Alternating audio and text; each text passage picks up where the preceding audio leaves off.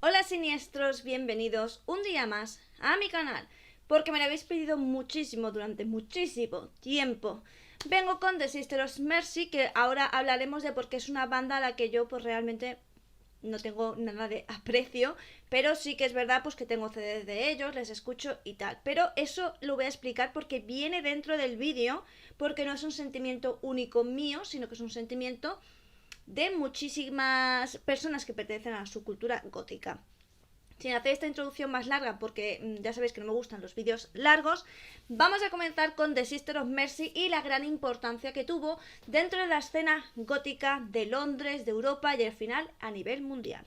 The Sisters of Mercy surgió en Leeds, Inglaterra, en 1980. Ya sabéis que en este momento era cuando la escena post-punk estaba a full, a tope, y bueno, es cuando surge este grupo que estaba en sus inicios formado por dos personas. Andrew Eldritch, que era la voz, los teclados y la batería programada. Y por otro lado tenemos a Gary Mars, que era el guitarrista. Su primer lanzamiento fue The Damage Done en 1980, que ya mostraba pues este sonido post-punk, pero sí que es verdad pues que el sonido era algo rudo. Por lo que se dice que fue un sencillo que estaba como crudo, ¿no? Como que todavía no se estaba definiendo lo que sería su sonido. Este primer sencillo fue lanzado bajo su propio sello musical Merciful Release, que además con este sello serían con el que luego aprovecharían para, de forma independiente, distribuir su música. En 1981 se unirían dos componentes más a la banda: Greg Adams, que sería el bajo, y Ben Gunn, que sería la guitarra. Gracias a que se ampliaron los miembros de la banda, pues aquí sí es cuando empezaríamos a ver realmente aquello que definiría su sonido. Guitarras hipnóticas y envolventes, una caja de ritmos en vez de una batería, y la voz grave y profunda de Eldritch. En 1982 es cuando lanzan los dos sencillos que, como os digo, sería lo que les empezaría a dar el boom dentro de la escena gótica: Body Electric y Enochrome, y Alice y Floor Show. En estos primeros años sería, como os digo, cuando The Sisters of Mercy desarrollaron su estilo basado en el post-punk, el rock oscuro y elementos minimalistas. Y algunas de sus influencias serían Joy Division, The Velvet Underground y The Stooges. Entre 1983 y 1984, en el 83 sacan su MP, Reptile House. Tenía una atmósfera más oscura y repetitiva y se componía de 3 canciones: Kiss the Carpet, Likes y Valentine. Ese mismo año lanzaron el sencillo Temple of Love en 1983 también, que ya sabéis que se convirtió en una de las canciones más icónicas de la banda. Esa energía y esa producción fue lo que los consolidarían como una de las bandas más importantes dentro de la escena gótica. En 1983 también es cuando sale de la banda Ben Gunn y se incorpora Wayne Hassel, que lo que hizo fue aportar un estilo mucho más melódico a la banda. En 1984 The Sisters of Mercy ya era una banda de culto dentro de la escena gótica y además compartía cartel con bandas ya consolidadas como Bauhaus, George and the Banshees o The March Violets. En 1965 por fin la banda lanza su primer álbum, First and Last and Always, que es un disco clave para el rock gótico. Aquí se refinó el sonido de la banda, con letras más melódicas y un sonido mucho más pulido. Algunas de sus canciones más destacadas son Marianne, Walk Away, No Time No Cry y Black Planet. Pero a pesar del éxito que supuso el álbum, es cuando la banda empieza a tener problemas internos. En gran parte fue debido al carácter más autoritario de Andrew Eldritch y también a que, digamos, que el componente creativo, lo que esperaban que fuera la banda, pues no había un consenso común con el resto de los componentes de ella. Gary Mars, antes de que empezara la gira de la banda, dejó precisamente por desavenencias con él. Greg Adams y Wayne lo dejaron después de la banda y fueron los que formaron The Mission o The Mission UK, que fue también como se renombró para no confundirlos con otro grupo que tenía el mismo nombre. Eldritch se quedó solo y bueno, pues parecía que iba a ser el fin de The Sisters of Mercy. La cuestión es que Eldritch decidió pues reconstruir la banda y darle un enfoque totalmente diferente. Aquí es cuando él en 1985 se muda a Hamburgo, Alemania, y comienza a trabajar en un nuevo grupo llamado The Sisterhood. En 1987 Eldritch es cuando vuelve con un nuevo álbum y con una nueva versión de The Sisters of Mercy. La formación en esta etapa era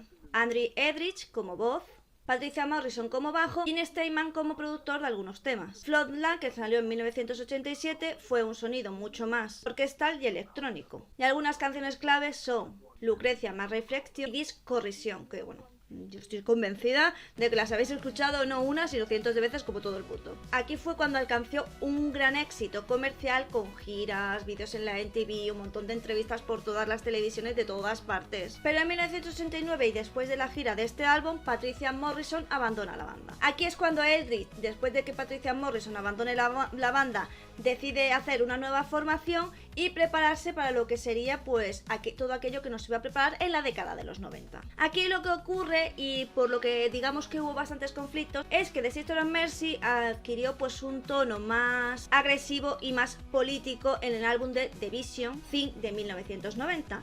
Esto precisamente fue lo que le hizo que tuviera bastantes problemas con la discográfica, y a su vez este problema con la discográfica lo que hizo fue que no sacara nuevos álbumes. Y es que aquí es cuando Eldritch en 1990 decide alejarse totalmente de lo que es la escena gótica y el rock gótico y empieza a darle a su música un tono más hard rock y también un toque más industrial. La nueva formación sería, pues de nuevo, Eldritch como la voz y el líder absoluto, Andreas Brum en la guitarra, Trish Brichetto también en la guitarra, Tony James en el bajo y Dr. Avalanche, que ya sabéis que es la caja de ritmos. Con esta formación y en este año es cuando sacan, como os digo, este nuevo álbum Vision Thing, que lo que hizo fue que la gente se quedó un poquito con el culillo roto, se quedaron muy sorprendidos porque claro, cambiaron todo su sonido por un hard rock industrial o un rock alternativo muy diferente a lo que estaban acostumbrados. Aquí se veían fuertemente las influencias de grupos como The Rolling Stones o Motorhead. Aquí destaca pues Vision Thing, que es la que tiene esta visión súper crítica y politizada, y Rock Jig, que es este rock con tintes acelerados que daban bastantes toques industriales. Por supuesto, este álbum fue el que supuso su alejamiento total y absoluto hacia la escena goth, pero no solo fue el distanciamiento, sino que ya dejaba claro aquel desprecio tan profundo y evidente que él sentía hacia todo lo que tenía que ver con la escena gótica. Pero sí que es verdad pues que las letras seguían manteniendo como ese toque oscuro que le había caracterizado. Aquí es cuando la banda empieza una enorme gira mundial, pero también empiezan entre el 1991 y el 92 a tener problemas con la discográfica. Se llamaba East West Records. ¿Y qué ocurría? Pues que Eldritch quería el control total, pero la discográfica no quería que tuviera el control total. Esto por supuesto se reflejó pues en que no se sacaba material nuevo. Y de hecho, digamos que la década de los 90 lo que reflejó fue eso, precisamente el decaimiento de que ya no había material nuevo, nunca sacaban nada nuevo porque los conflictos con la banda nunca, o sea, con la discográfica nunca terminaban. En 1993 y con esta guerra con la discográfica, lo que ocurre es que la discográfica le exige que saque nuevo material que fuera de acorde a lo que ellos querían. ¿Pero qué hace Eldritch? Pues Eldritch decide sacar unas nuevas canciones, un nuevo material que era música industrial y electrónica súper agresiva, que por supuesto iba en contra totalmente de lo que la discográfica quería. Y esto duraría hasta 1994, que es cuando Eldritch por fin consigue salir de la discográfica. ¿Pero qué ocurre? Pues que le dicen que no puede hacer material bajo el nombre de The Sisters of Mercy. De hecho, lo que ocurrió con The Sisters of Mercy es que no grabaron material nuevo, pero en los conciertos que daban en vivo pues sí cantaban canciones nuevas, que eran bastante queridas por los fans. Algunas de estas canciones son Summer o We Are the Sun, Susan. Aquí lo de Eldritch, lo que se estuvo haciendo fue continuamente intentar seguir lanzándole pullas e ir en contra de la discográfica, mientras al mismo tiempo intentaba que su banda, o que su figura, porque si algo destaca él es que tiene un ego muy grande, pues que la banda seguía en el foco, ¿vale? Que se convirtiera en una banda de culto, que al final pues que siempre estuviera en el ojo de todas las personas. No quería que la banda cayera en el olvido, cosa que consiguió. A finales de los 90 es cuando vuelve la banda con una nueva alineación, incluyendo entre ellos a Adam Pearson. Pero si bien es cierto que que todo el mundo le pedía un nuevo disco, él dijo que no volvería a sacar disco, por lo menos no lo iba a hacer por ahora, porque la industria discográfica era muy corrupta y él no quería formar parte de ello. Desde los 2000 hasta la actualidad, si bien es verdad, la formación es estable. ¿Quiénes forman la banda? Pues actualmente están Eldritch totalmente como voz y líder absoluto, Chris Catalyst, que es guitarrista, Ben Cristo en guitarra y Dr. Avalanche en la caja de ritmos. Esos son los que empezarían desde el 2000, algunos estarían hasta el 2006, otros hasta el 2019, pero vamos, es la banda que estuvo más o menos fija la primera década de los 2000.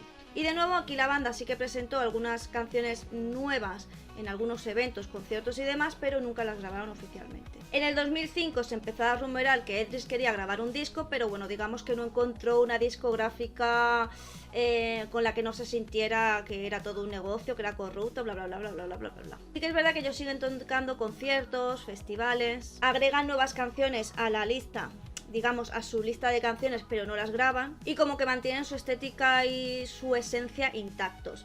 De nuevo, no ha habido rumores de que vayan a grabar nada, pero sí que es verdad que Eldritch en 2016 dijo que si Donald Trump ganaba las elecciones, pues se plantearía grabar nuevo material. Si bien es cierto que tú dirás, pero Donald Trump ganó las elecciones, ya, pero Eldritch no cumplió su palabra como todo lo que hace, ¿vale? Ya está, o sea...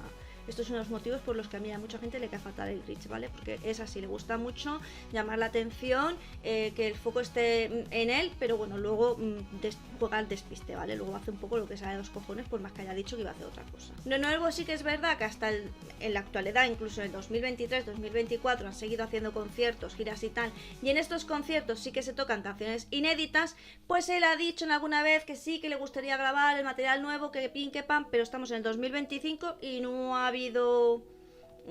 nadie lo ha hecho. No sé si en algún momento, a lo mejor cuando piense que la banda ya definitivamente va a acabar, pues decide hacerlo. No lo sabemos, yo creo que no lo hará, pero creo que a lo mejor el día que fallezca de forma muy penosa, pues alguien saldrá con esas canciones e intentarán pues reeditarlas, hacerles un remaster y todo esto y que suenen bien.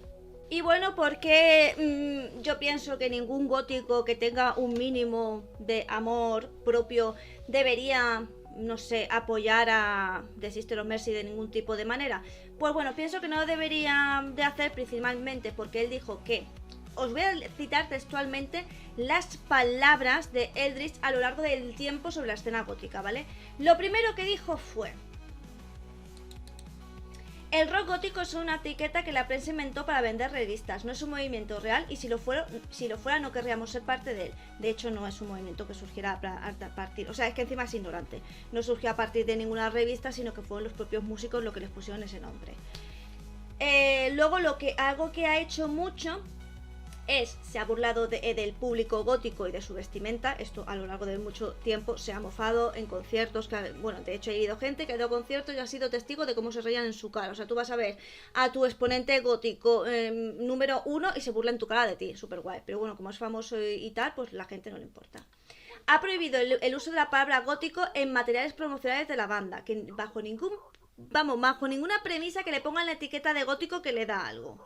Y luego en entrevistas ha dicho que la escénica gótica está llena de personas sin sentido del humor ni ambición creativa. Y sin embargo, los fans siguen adorándolo. ¿Tú te preguntas por qué? Yo no lo sé, porque hay muchísimas bandas que realmente están muy agradecidas a lo que es la escena gótica, a los miembros de la subcultura gótica, porque sin los miembros de la subcultura gótica The Sisters of Mercy nos hubiese comido una mierda. Y lo que me hace muchísima gracia es que él siga usando la estética que le hizo conocido. Me hace mucha gracia que vaya a festivales que van con la etiqueta gótica por delante, como por ejemplo es el Mera Luna Festival o la Wake God, es que ya me parece el combo de la hipotenusa lo de este hombre. Y que él vaya de que no le quiere ser comercial, de que él está por encima de todo eso, pero al mismo tiempo tú en tus conciertos no puede faltar la canción My Lucrecia Reflection. Entonces no sé, es un poco... En fin, espero que te haya gustado el vídeo. Hasta aquí la historia de The Sisters of Mercy. Sí que es verdad, yo cuando era niña, de hecho tengo CDs de The Sisters of Mercy. No, voy a ser sincera, no los tengo yo, los tiene mi marido. Yo toda la vida he escuchado The Sisters of Mercy de forma no muy legal. No tengo absolutamente nada de la banda, nunca he comprado nada de la banda. Lo he dicho 20 veces, nunca era un concierto de ellos, nunca nada de ellos. Yo lo he dicho muchas veces, para mí el único motivo por el que dejaría de consumir a alguien que me gusta es que se ría de los consumidores. Es decir, a mí me encanta Stephen King, pero de hecho tengo todos sus libros, pero si mañana sale diciendo que somos una panda de fracasados, sus lectores, pues obviamente le dejaré de comprar libros y no volver a gastarme un duro en él, porque estas personas viven de nosotros. Entonces, en el momento en el que nos faltan el respeto, para mí, estás de más. Es simple y llanamente eso. En fin, no me enrollo más y vamos a pasar al final, que es que si te ha gustado este vídeo me des un súper gracias, que es un corazón con el símbolo del dólar, que me ayudas muchísimo si te haces miembro del canal a partir de 1,99 y disfrutas de muchísimo contenido exclusivo. Sobre todo si te metes en el Discord, me dices que eres miembro del canal y bueno, pues se te mete en una sala donde hay películas, series, libros, etcétera, muchísimas cosas. Si no puedes ninguno de los dos casos, pues lo que puedes hacer, y me ayuda muchísimo, y es que te obligo a ello, es que le des me gusta, compartas y te suscribas al canal. Coméntame, que los comentarios me dan la vida, y además si quieres algún tipo de vídeo, tú me lo pones en los comentarios y yo te lo haré más pronto que tarde. Aquí nos vemos todos los días, ya sea en vídeo, directo, short. Si tú no me ves antes, real, es porque tú no quieres.